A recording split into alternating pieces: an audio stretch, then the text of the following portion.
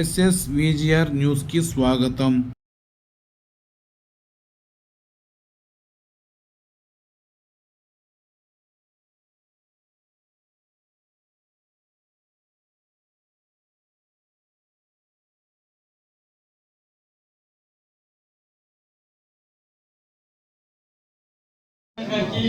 Vice చైర్మన్కి, నా board కౌన్సిలర్కి, municipal సిబ్బందికి ఎందుకు చంపకూడదనా? ఒకటనా ఒక్కో చంపకూడదు. జంతువే అంట రైతు నడి రోడ్డు మీద పుట్టాలు మేకలు కూరలు కోసి బలిపుట్లు ఆవులు పోసి అది జంతువే కదండి. పేడ పెట్టి ఇదన్నా హానికారం చేస్తారు మనుషుల్ని. ఏం గూర్లు మేక మనుషులు ఏమన్నా చేస్తే ఏం పసిపెట్టలు లాంటి వాళ్ళు పాపం వాళ్ళు చంపిస్తే తినేస్తున్నాం. మనమేమో దీన్ని తిన్నమనే ఉద్దేశంతో దీని వదిలేస్తున్నాం. కాబట్టి అది అది ఏ జడ్జి ఇచ్చిందంటే చట్టంలో జడ్జి ఉండొచ్చు, కోర్టు ఇవ్వచ్చు, సుప్రీం కోర్టు హైకోర్టు ఇచ్చి ఉండొచ్చు. అంటే మేకలకి కూరికి ఒక చట్టం, వీటికి కుక్కరికి ఒక చట్టం అనుకున్నా సరేనా? హైకోర్టు పెడితే అయ్యా మూగ చేయాలి, అది మూగజమే ఇది మూగజమే కాదని చెప్పలేదు. దీని గురించి హానికారం ఉంది అంటే నా అభిప్రాయం వేరే విధంగా కదా. నడివాడు చేస్తున్నారు కదా, మరి దానికి పరిష్కారం లేదన్నది. అంటే మీరు కూడా ఏంటంటే ఇట్లా జరిగినప్పుడు హైకమాండ్ కూడా రాసి పంపిస్తే, కలెక్టర్ గారికో పెద్దవాళ్ళు రాసి పంపిస్తే దానికి సొల్యూషన్ చెప్తారు. మీ రూల్స్ మీకు ఉన్నాయి, మీరు అతిమించి అధికారులు చేయకూడదు కూడా. మీకు గవర్నమెంట్ ఏ విధంగా మీకు ప్రొసీడింగ్ ఇస్తే ఆ ప్రొసీడింగ్ ప్రకారం మీరు ఫాలో కావాలా. సరే అడగాలి. సరే ఇంకోటనా మీకు కూడా మున్సిపాలిటీ ఏంటంటే మున్సిపాలిటీ పంచాయతీకి ఎక్కువ, మున్సిపాలిటీకి తక్కువ లెక్కలు మీకు ఇచ్చే ఉన్నాను. ఆ పక్కన కూడా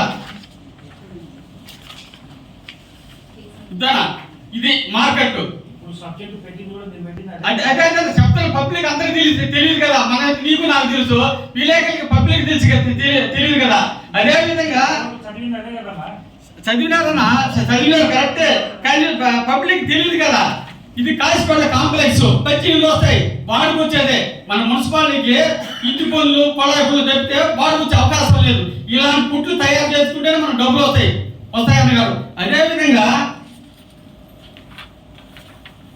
కాశీపేటలోనే 24 పుట్లు మొత్తం 60 పుట్లు వస్తాయన్న.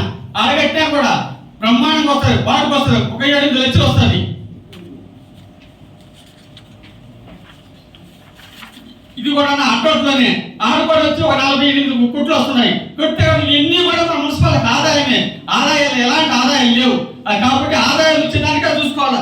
కొందరు ఏంటంటే నా బిల్లు రాలేదు, 6 ఏళ్ళు ఏంది, 9 ఏళ్ళు ఏంది, 10 సంవత్సరాలు రాలేదని చెప్పి మున్సిపాలిటీ పరిధిలో ఎవరంతా నా గురించి పట్టించుకోవడం. ఇది కూడా మా 14వ వార్డులో అంగన్వాడి 500 కుటుంబాలు ఉన్నాయి. అక్కడ ఒక్కరు కూడా వచ్చి అంగన్వాడి స్కూల్ లేదు. ధర్మాపురం వస్తారు, నానా కష్టాలు పడుతున్నారు. ఇవన్నీ కూడా నీకు కూడా ఇచ్చినాము, చైర్మన్ కూడా ఇచ్చినాము. ఈ రోజు ఇవన్నీ కూడా ప్రిపేర్ చేసి ఎమ్మెల్యే వస్తాడేమో, ఎమ్మెల్యేకి ఇద్దాం అనుకున్నా, ఆయనకి ఇద్దామో ఆయన దృష్టిలో కూడా పెడదాం అనుకున్నాను. నీకు ఇచ్చిన చైర్మన్ ఇస్తున్నాను. ఇవన్నీ కూడా దయవించి ఒకసారి మున్సిపాలిటీ ఆదాయం వచ్చేదానికి తయారు చేయకుండా. ఇంకొకటి అన్నగారు వస్తే కాశీపేట నుంచి రైల్వే స్టేషన్ దాకా, జగనన్న కాలనీ నుంచి రాపూర్ కన్నింగ్ బ్రిడ్జి దాకా ఎన్నో ఆక్రమణ, 300 కుటుంబాల ఆక్రమణలు ఉన్నాయి. అవన్నీ కానీ ఆక్రమణ తీసుకుంటే నెలకు 10 లక్షల రూపాయల ఆదాయం వస్తుంది, 10 లక్షలు వస్తుంది. మున్సిపల్ అభివృద్ధి చేసుకోవచ్చు. అభివృద్ధి లేకుంటే మనం ఆదాయం అభివృద్ధి చేయలేము కదా. మీకు తెలుసు, ఉన్నప్పుడు ఉంటే నాకు నోటిస్తారన్నా, ఇప్పుడు నేను ఒత్తుకుంటుంటే ఏం చేయగలుగుతారో, ఎవరు ఏం చేయలేరు. కాబట్టి ఇవన్నీ కూడా ఒకసారి ఆర్ఎంబీ వాళ్ళు, మున్సిపాలిటీ వాళ్ళు, రెవెన్యూ వాళ్ళు కలిసి సర్వే చేసి మన మున్సిపాలిటీలో ఏ ఆక్రమణ తీసుకొని ఎవరు కుట్లలో ఉన్నారో వాళ్ళకే ఇవ్వండి. వేరే వాళ్ళకి పాస్ ఇవ్వలేదు వాళ్ళకే. ఇప్పుడు అనుకుని భూసాలు ఏం చేసినారో 20 కుట్లు 30 కుట్లు ఆక్రమించుకొని వాళ్ళు బాడు తీసుకున్నారు. మన మున్సిపాలిటీకి రావాల్సిన డబ్బులు భూసాలు అంటున్నారు. అది నీకు తెలుసు, నాకు తెలుసు. కానీ అది చేసి ఒకసారి ఇవన్నీ కూడా తయారు చేసినాయి, ఎమ్మెల్యే గారికి ఇద్దామని. ఇవన్నీ కూడా దృష్టిలో పెట్టుకొని మున్సిపల్ అభివృద్ధి. ఇంకేంటంటే గవర్నమెంట్ లేఅవుట్ ఉన్నాయి కదా, అవి ఏంటంటే అందరూ ఆక్రమణ చేస్తున్నారు. ఆ ఆక్రమణ అంటే చుట్టూరు కాంపౌండ్ కట్టేసుకొని ఒక్కొక్క దగ్గర 50 ఎకరా ఉన్నది. కారు పార్కింగ్ 1500 రూపాయలు ఇస్తారు. ఒక కారు పార్కింగ్ పెట్టుకుంటే 1500 బాడుకు వస్తుంది. ఆ విధంగా ఒక కొంత పార్క్ పెట్టి 1,50,000 వస్తుంది. ఈ విధంగా మున్సిపాలిటీ అభివృద్ధి చెందేదానికి ఎంత అవకాశం ఉంది. నెలకు వచ్చి 15 లక్షలు 18 లక్షల రూపాయలు ఆదాయం చేసుకోవచ్చు. వనరులు ఉన్నాయి మనకు, పట్టించుకోవడం లే. వనరులు ఉన్నా కూడా పట్టించుకొని మనిషి లేకపోతే ఇవన్నీ కూడా దృష్టిలో పెట్టుకొని మీరు ఎమ్మెల్యే దృష్టికి తీసుకొని పోయి నేను తీసుకొని నేను రిజిస్టర్ పంపిస్తా.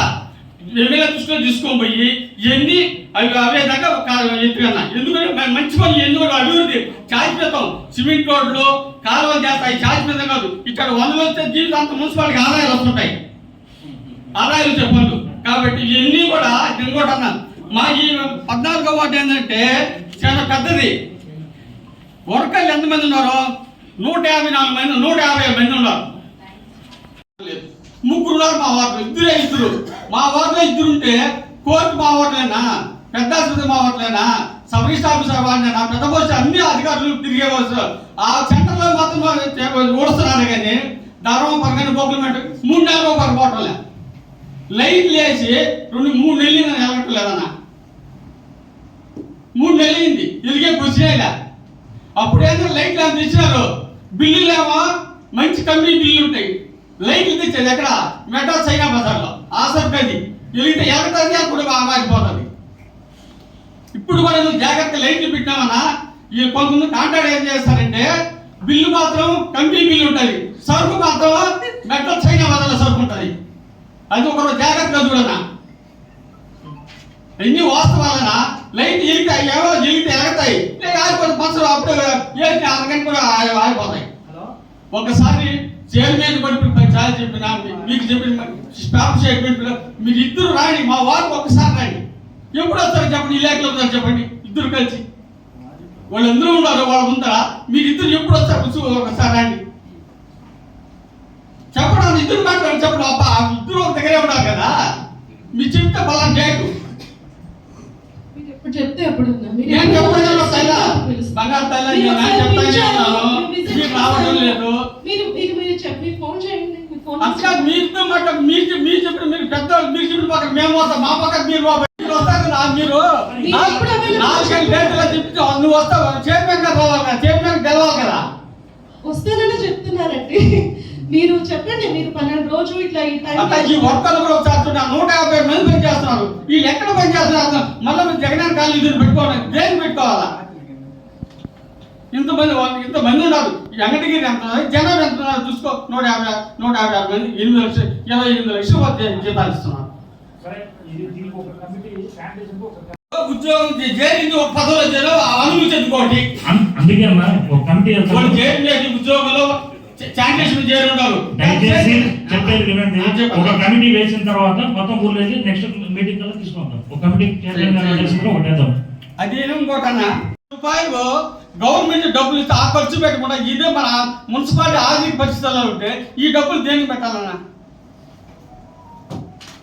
అది నేను రాకముందు జరిగినది. అందుకని సంబంధం లేదు. ఇప్పుడు అంటే గౌరవ కలెక్టర్ గారికి కూడా మనం గౌరవం ఇవ్వాలి. ఆయన ఇచ్చినాడు. కలెక్టర్ గారు కమిటీలో ఆయన మన బాధలు చెప్పుకోవాలి కదా. చెప్పుకోవాలి. కరెక్ట్ బిల్లు చేసి ఆయన చెప్పింటేనే వాళ్ళు బిల్లు పెట్టారు. 50 లక్షల రూపాయలు ప్రోగ్రామ్ యాడ్ చేశాను డబ్బులు. 5 లక్షలు చెప్పాలా? నేను రేపు పోతే సంవత్సరం కింద పెడతా దేవాదాయ శాఖ. ఈ డబ్బులు ఏం చేశాను? మనకి ఇవ్వలేదు కదా. మన ఆర్థిక పరిస్థితులు మనం కట్టమంటే ఎంత కడతారన్నా? అంటే ఏ ఊర్లో? మన ఊర్లో ఉందా, పక్క ఊర్లో ఉందా? పక్క ఊర్లో కాదు, మనకు ఆదాయం లేదు. ఇప్పుడు 50 లక్షల రూపాయలు డబ్బులు వచ్చాయి. పెట్టారు. మేము అడిగితే తిరిగి అడుగుతున్నా. గత 4 సంవత్సరాలు బిల్లు పెట్టారు కాబట్టి అక్కడ ముందు పెట్టలేదు కాదు, అడగలేదు. బిల్లు పెట్టారు అడుగుతున్నామన్నా. పెట్టకుండా జాతర ఎలా జరుగుతుందన్నా? జాతర ఎలా జరుగుతుంది? డబ్బులు వస్తాయి గవర్నమెంట్ కావాల్సిన డబ్బులు అన్నా. మేము ఇంటర్నా ఉన్నదాన్ని నువ్వు ఏదంటే డబ్బులు ఖర్చు పెట్టి జాతర ఏమో ఘనంగా జరిపారు, మీరే ముందరంటే జరిపారు. ఇప్పుడు డబ్బులు ఇవ్వడానికి, పేమెంట్ ఇవ్వడానికి కాంట్రాక్టర్ ఏం కావాలి? అలాగని పాత టైంలో జరిగిన వర్కుల కదా నేను బిల్లులు ఏర్పరచడం మీరు ఊరుకుంటారా? అవునన్నా. గతంలో జరిగిన బిల్లులకు నాకేం సంబంధం ఉన్నాయి? నేను అనట్లేదు కదా. 50 లక్షల రూపాయలు వచ్చి 50 లక్షలు వచ్చి అక్కడ అడగాలి. మనకు కాదు కదా ఇచ్చింది. మనకి ఇచ్చిందంటే నేను ఆ డబ్బులు కూడా సమాధానం చెప్తా. లైట్ ఎంత డబ్బులు కట్టాలి? 7 కోట్ల పైన కట్టాలి. 7 కోట్ల చెప్పండి మీరు. 82 లక్షలు 4 లక్షలు అన్న. టౌన్ లేదు. ఏడికి సంతకం మీటే నాకు ఇచ్చింది. మీటింగ్ అయిపోయిన తర్వాత వాళ్ళు పంపించిన డిమాండ్ ఉంది కదా, అది కూడా ఇస్తాను. మీటింగ్ అయిన తర్వాత 1,48 లక్షలు సుమారు మనం బాకీ ఉన్నాం అంతే. అంతే నా బతుకు నేను తీసుకుని సర్టిఫికేట్ చూడాలి ఉండాలి. అదే నేను తీసుకొని సర్టిఫికేట్ తీసుకొని వచ్చే చెప్తాను.